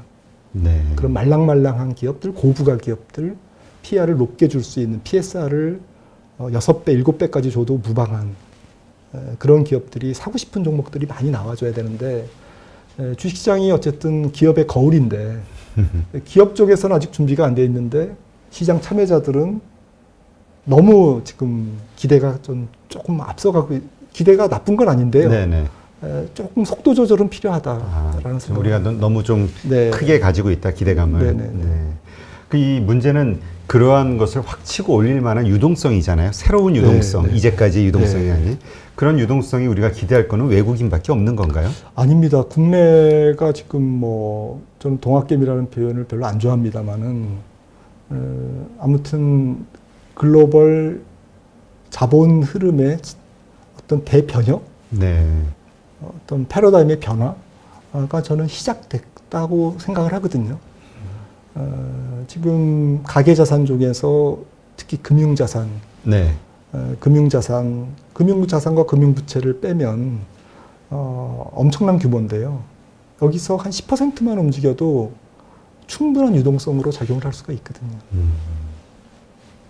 그렇겠네요. 네. 그러니까 이제 그러니까 새로운 사람이 됐든 아니면 기존의 어떤 투자자들이 됐든 그만큼 더 투자를 할 만큼의 어떤 의욕이 생기는 어떤 네. 요소들, 환경이 만들어져야겠군요. 네, 그게 이제 뭐 경제에 대한 여러 가지 시그널이라든가 네. 말씀하신 그런 어떤 여러 가지 좋아지는 요소들이 나와야 되는데 그런 것이 나오기 전까지는 이런 현상이 계속 가는 수밖에 없겠네요. 네. 네. 그러면 이러한 장세에서 지금 말씀하신 대로 뭐 금년도에 코로나 이후 정말 많은 개인 투자자들이 들어왔잖아요. 이분들이 어떻게 투자를 해야 잘하는 것인지 일단 시작은 없는 것 같아요. 개념이 그냥 누가 뭐 좋대더라 하니까 좋고 지금 네. 싸다니까 들어왔고 이러다 보니까 그냥 어설프게 했어요. 근데 네. 또 낮은 가격이었으니까 또 수익은 봤다는 거죠. 네. 그러니까 또 내가 주식 잘하나 자신감이 생기고 이러한 현상들에 대해서 되게 불안해하시는 분들도 있거든요. 이분들이 네. 말씀하신 대로 좋은 어떤 그 변화 요소로 해서 주식 금융 시장에 들어왔는데 또 안 좋은 경험을 하고 확 빠져나가 버리면 또 확 무너질까 봐. 네. 뭐 감히 조언을 드리자면 네. 네, 주식시장에 뭐 저보다 그 뭐 전 세계에서 이렇게 구루라고 하고 레전드라고 하시는 분들이 한결같이 하는 얘기는 첫 번째는 주식 투자는 심리 게임이다라고 얘기를 합니다. 그러니까 정말 기업을 많이 알아야 경제에 해박해야 정말 분석을 잘해야 돈을 벌까? 그렇지 않다라는 거죠. 네. 결국 좀 심리 게임인데 이 심리 게임이라는 게 다르게 생각하는 습관을 좀 가져야 된다. 어떻게 다르게 생각하죠? 그러니까 역발상이라기보다는 역발상 투자인데요. 역발상의 구루들도 많습니다. 그런데 그런 분들이 좀 얘기하는 거는 꼭 청개구리 같이 거꾸로 생각하라는 게 아니라 네. 다르게 생각하는 거죠. 내년에 예를 들어서 시장 전망이 증권사의 전망이 지금 코스피가 한 컨센서스가 한 10% 정도 상승할 거다. 아마 그럴 겁니다. 네.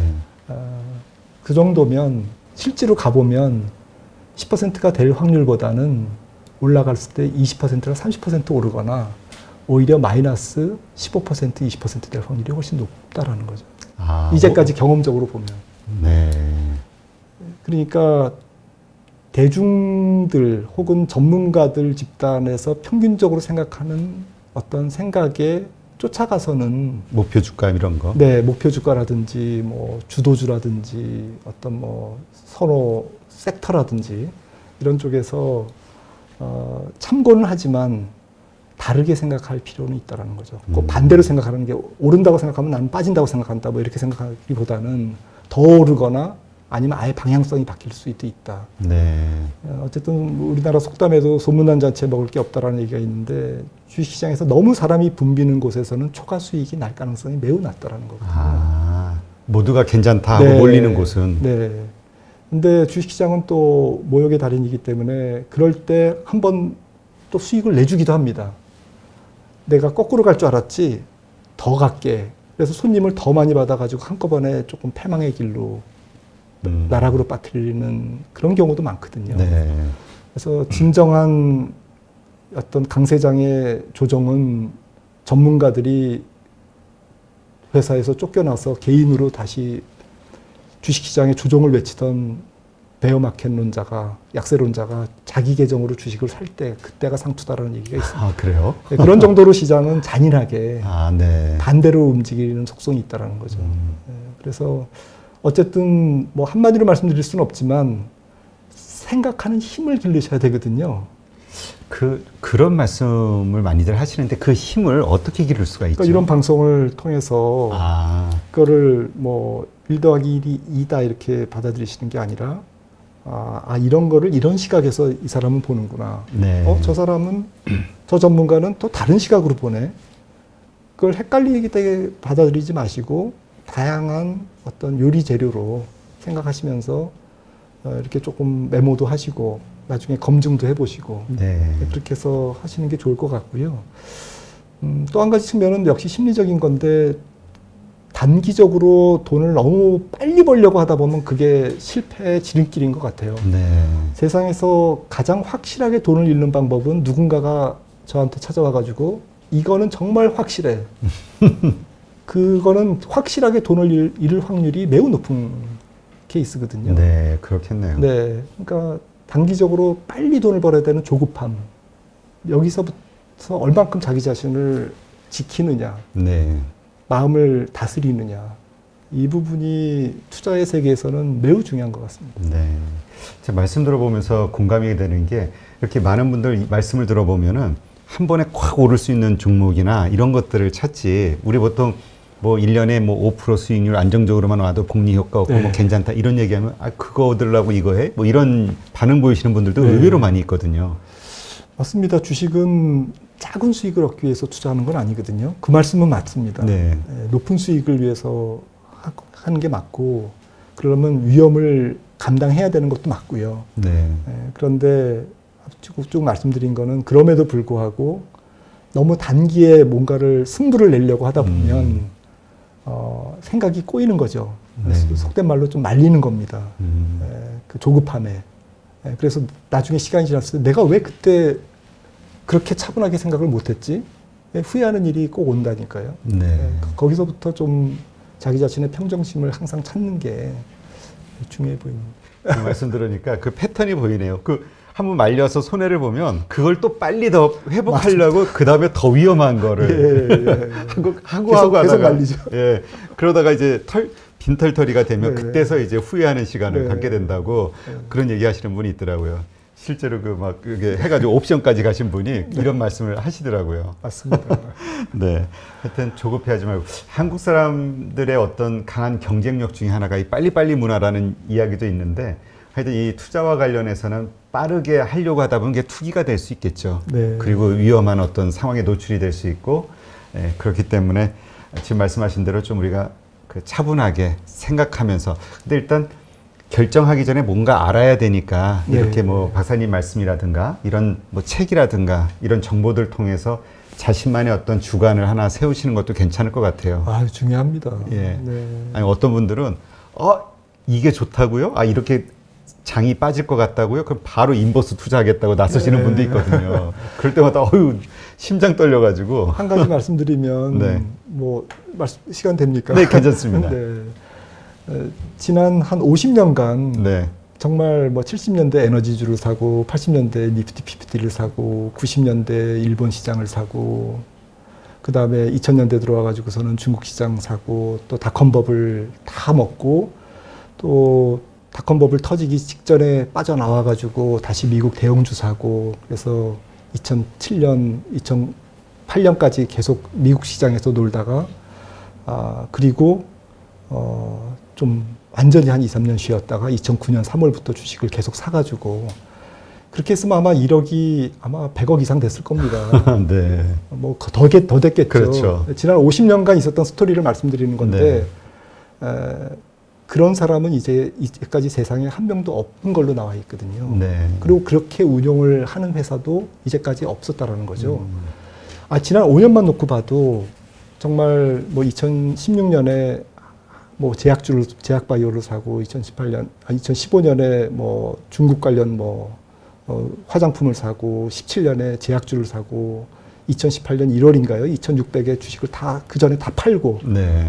삼성전자 다 6만 원에 다 팔고 다시 코로나 올 줄 알고 1,400까지 기다렸다가 여기서 다시 사가지고 삼성전자 더블 먹고 이런 사람 지난 5년간 없었잖아요. 이건 신의 영역 아닌가요? 네. 미래를 다 알고. 제가 이 말씀을 왜 드리냐면 지난 5년간, 지난 50년간 그렇게 시장의 마켓 타이밍을 정확하게 맞춘 사람은 아무도 없다는 얘기는 지금부터 5년, 지금부터 50년도 없을 가능성이 높다는 거죠. 네. 우연히 한두 번 맞출 수는 있는데 그래서 이런 방송이나 이런 게 그런 거를 실수를 줄이도록 도와드리는 기능을 하면 굉장히 굉장히 좋은 기능인 거고요. 네.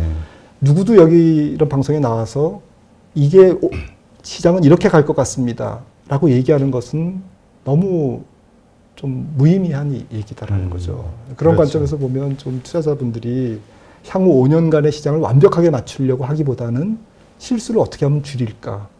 정말 주식을 사야 되는 그런 좀 저평가 구간에서 웅크리고 앉아있지 않고 용기를 어떻게 낼 거냐. 정말 좀 주식시장이 거품이나 과열돼 있을 때 얼만큼 주식시장에서 조금씩 위험을 줄일 거냐. 이 두 가지만 아래 위에서 잘하셔도 굉장히 훌륭하신 성과를 낼 수가 있거든요. 네. 완벽하진 않지만. 결국 자기 마음, 그러니까 욕심을 잘 다스리는 게 되겠네요. 그렇습니다. 근데 원래 자기를 다스린다는 게 참 쉽지는 않죠. 좀 말씀이 괜히 길어졌습니다. 죄송합니다. 아예 아닙니다. 근데 어쨌든 그러한 식으로 자기가 하여튼 우리가 보통 그러니까 쉽게 다른 거에 대한 탓을 쉽게 하는데 환경이나 아니면 다른 사람이나 아니면 다른 요소 그게 아니라 결국은 내 탓이네요. 그러니까 네. 내 마음을 잘 다스려야 그에 적합한 어떤 투자 방식들을 통해서 수익률을 높일 수도 있고 망할 수도 있고. 네, 아유 좋은 말씀이네요. 네, 네 오늘도 이렇게 해서 KTB 투자증권의 김한진 박사님과 함께 국내외 금융 경제 상황 그 다음에 우리 투자자들이 생각해봐야 되는 그런 요소들에 대해서 한번 점검해보는 시간을 가졌고요. 아주 깊은 인사이트를 얻을 수 있는 그런 시간이었던 것 같습니다. 네, 오늘 이렇게 나와주셔서 고맙습니다. 감사합니다.